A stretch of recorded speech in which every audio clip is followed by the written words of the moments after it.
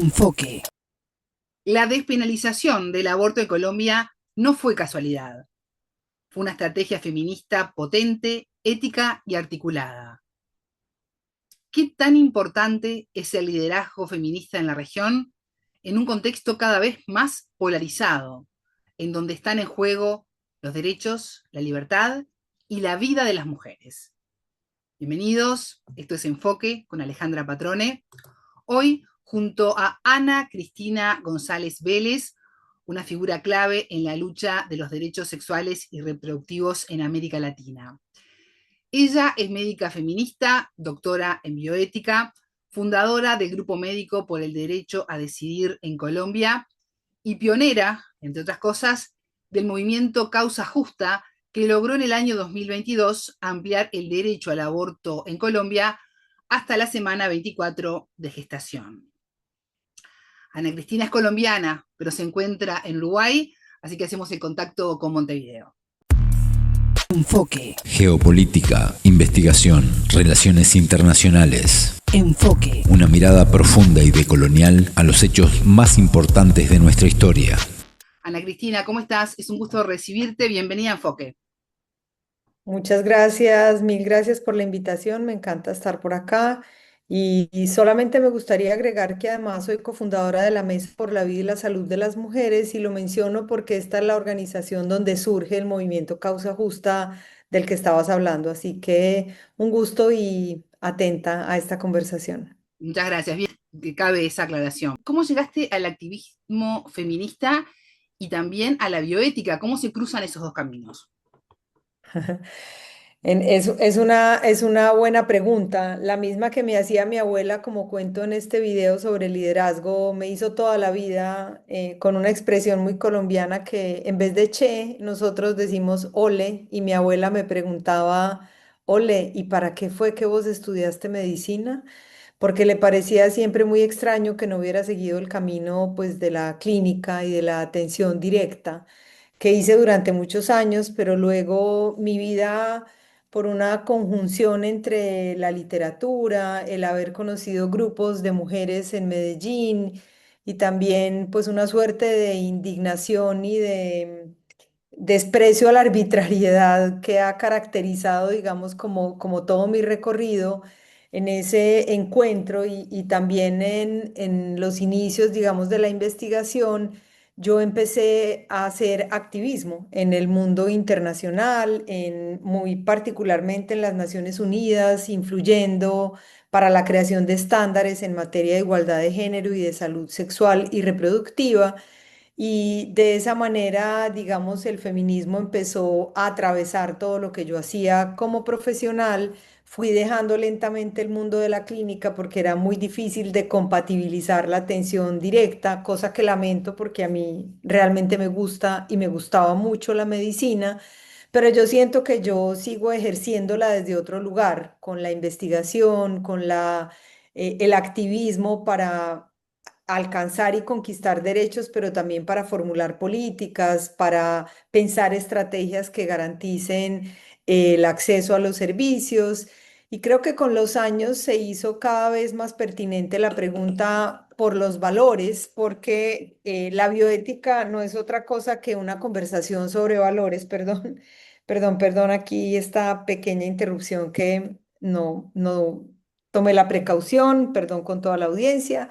Pero te decía que el activismo feminista me dejó cada vez más claro que las luchas por la igualdad de las mujeres son luchas que están también atravesadas por los valores y que los temas sobre los que nosotras disputamos una mirada en la sociedad son temas también atravesados por los valores, porque de alguna manera los grupos contrarios a los derechos de las mujeres se han abrogado el discurso de la moral y los valores como si la lucha que nosotras llevamos adelante no tuviera un fondo profundo también en un mundo de valores, solo que son valores distintos. Nosotras luchamos por valores que tienen que ver con la autonomía, con la libertad, con el respeto a las decisiones de las personas.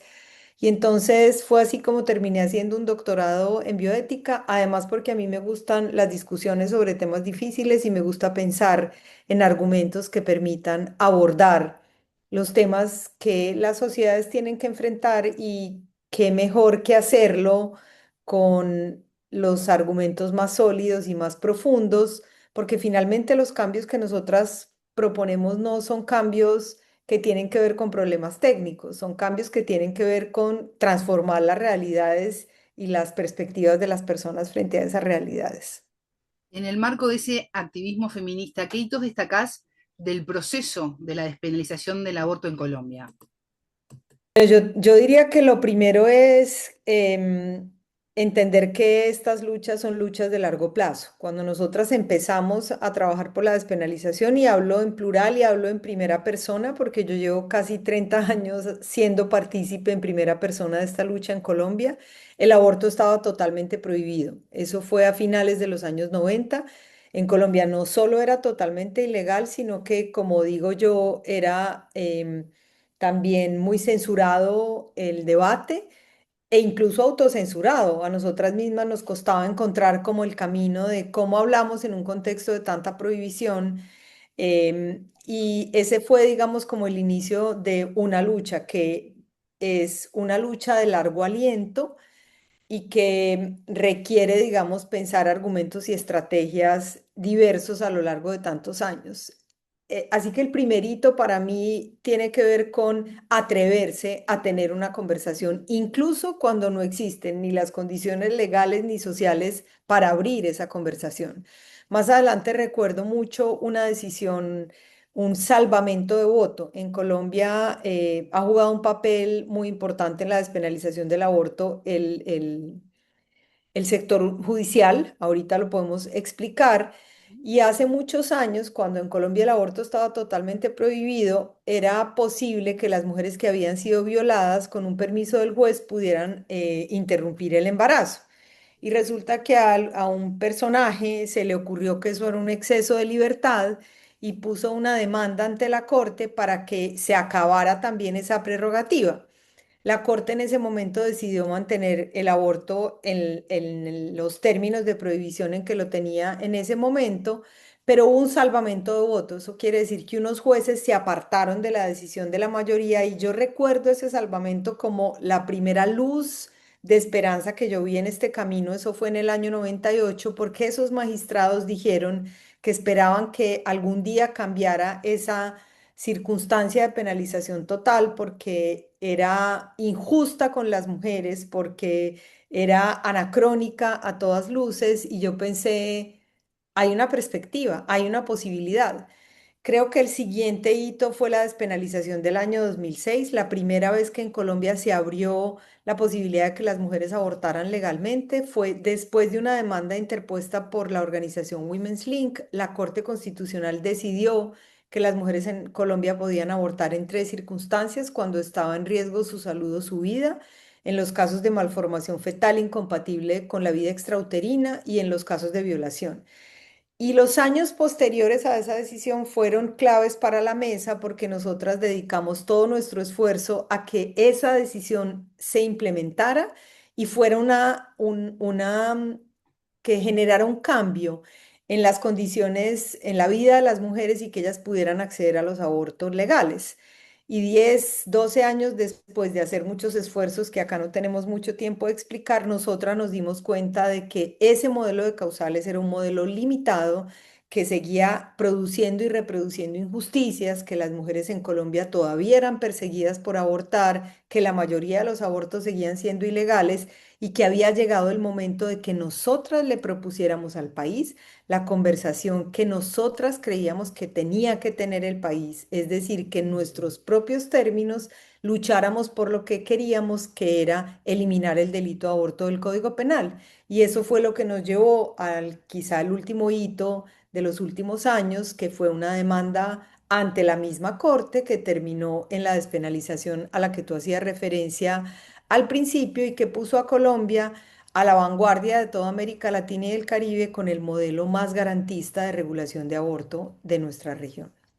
Ana Cristina, más allá de lo que diga la ley, siempre hay resistencias culturales, religiosas, políticas, no solo en Colombia, sino en toda la región, en América Latina. ¿Qué se dice desde la bioética médica, desde la bioética feminista, a quienes criminalizan el aborto apelando a la defensa de la vida? Yo creo que aquí hay varias cosas. La primera es reconocer que, por supuesto, hay vida en una gestación, pero que hay diferencias muy grandes entre una vida potencial y una vida en formación y una vida que ya está constituida como es la vida de las mujeres. Y que desde el punto de vista de los valores y de la bioética es profundamente legítimo luchar por la protección de la vida de esas personas que ya existen y que son reconocidas como sujetos en la sociedad y que como sujetos son, digamos, tienen derechos que se les deben asegurar y garantizar. La Corte Constitucional colombiana hizo hace muchos años lo que se llama la ponderación, es decir, la Corte reconoce que hay una vida en gestación y yo comparto, digamos, esa perspectiva, pero eso no quiere decir que esa protección es absoluta y que el reconocimiento de esa vida potencial pueda subordinar o eliminar el reconocimiento de la vida de las mujeres. Y la vida de las mujeres, y esta es una perspectiva también desde la bioética, no es un mero hecho biológico. La vida de las personas tiene que ver también con la vida que ellas imaginan para sí mismas. Y un elemento central de la vida de las mujeres es la posibilidad de tomar decisiones sobre el propio cuerpo, porque la libertad sobre el propio cuerpo es inherente a los cuerpos que están sexuados para la reproducción, que son los cuerpos de las mujeres o de otras personas con capacidad de gestar, y si le niegas a una persona esa posibilidad, le estás negando que tome decisiones sobre su vida y su destino, porque la estás obligando a llevar adelante embarazos o maternidades que no desea, la estás forzando a un embarazo o a una maternidad que no desea y estás forzando y digamos, transformando ese proyecto de vida que la persona imaginó para ella, porque el embarazo no es un hecho que pasa de largo por la vida de las personas. El embarazo deriva en una maternidad y la maternidad es un hecho para toda la vida.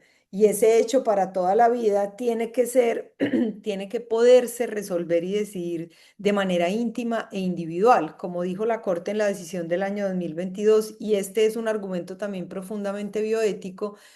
Las decisiones sobre la reproducción son íntimas e intransferibles, y esas decisiones tienen que estar basadas en las convicciones morales propias de cada persona. Nadie le puede imponer a otro qué hace o qué no hace con respecto a su maternidad. Ana Cristina, decías al comienzo de la entrevista que te gustan los temas difíciles. ¿Cómo se ejerce el liderazgo feminista en América Latina? Bueno, esa más que una pregunta difícil es una pregunta muy amplia. Ujú.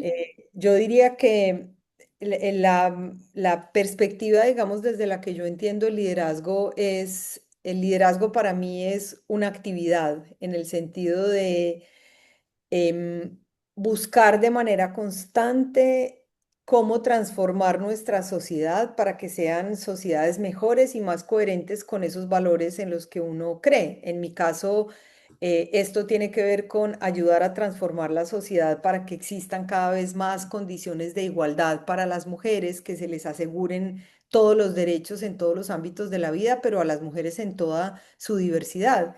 Y esa forma de entender el liderazgo pasa por em, la comprensión o más bien la distinción de distintos tipos de problemas que uno puede ayudar a resolver con un conjunto de herramientas. Hay unos problemas que se resuelven de manera técnica, hay unos problemas que son técnicos, si a uno se le daña un caño o si se da cuenta que la gente se está enfermando en una comunidad porque no está teniendo acceso a X o Y, o que las jóvenes se están embarazando porque no tienen acceso a métodos anticonceptivos, pues tú puedes aplicar un conocimiento que es técnico, digamos, para ayudar a transformar esa realidad. Pero resulta que el liderazgo implica mucho más que eso, porque la transformación de la realidad no se logra solamente con soluciones técnicas. Tú tienes que pensar en otras estrategias y en otros argumentos para transformar las realidades. En últimas, lo que busca el liderazgo feminista como un imperativo ético, que es el título de la charla sobre liderazgo que nosotras estamos también como compartiendo y distribuyendo en este momento, es un imperativo ético, ese liderazgo, digamos, como imperativo ético, lo que busca es, en últimas, cambiar la cabeza y el corazón de las personas. Y tú eso no lo cambias con fórmulas de carácter técnico, lo cambias y lo transformas con conversaciones públicas, con debates en torno a los argumentos, mostrándole a la sociedad por qué una situación determinada es injusta, por qué no se debe sostener, por qué hay que detenerla, por qué hay que transformarla.